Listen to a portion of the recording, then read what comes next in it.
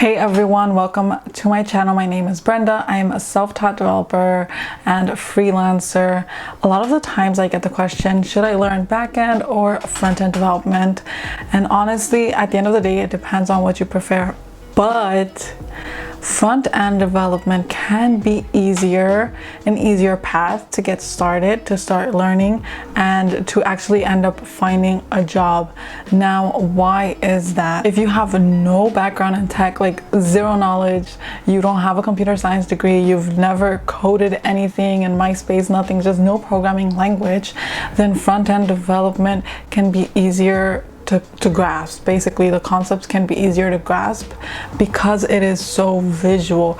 You can literally see, as you are coding, you can see what is happening on the website. You can see, as you're changing things, as you're creating these functions, you can see what that interaction builds on the website's UI, as opposed to back-end development, which is on servers and databases, and it's on the back end, literally. So you cannot see a big change as you're building, as you're coding. You cannot see how that impacts a website. Now, if you have some knowledge of programming, if you have, even if it's a bit, and okay, I prefer backend, I don't care about visuals, I don't care about seeing what my code does immediately, then maybe backend is for you. But if you have zero knowledge, then front-end development might be the place for you to start with, especially if you're learning completely on your own, no boot camp, no course at a local community college, nothing, just completely on your own with free online resources.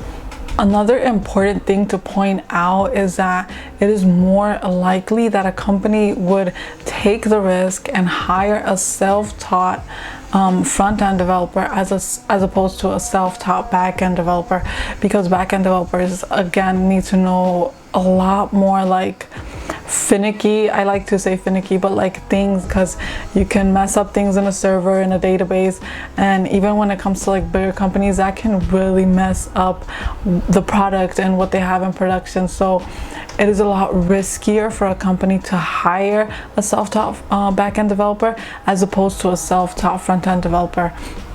So if you are interested in self-learning completely on your own, I definitely recommend to check out front-end development. I have a lot of videos talking about front-end development as well as on my Instagram, so definitely check all of that out, and I hope it can be helpful on your journey. I hope you all like this video, and I will see you in the next one. Bye.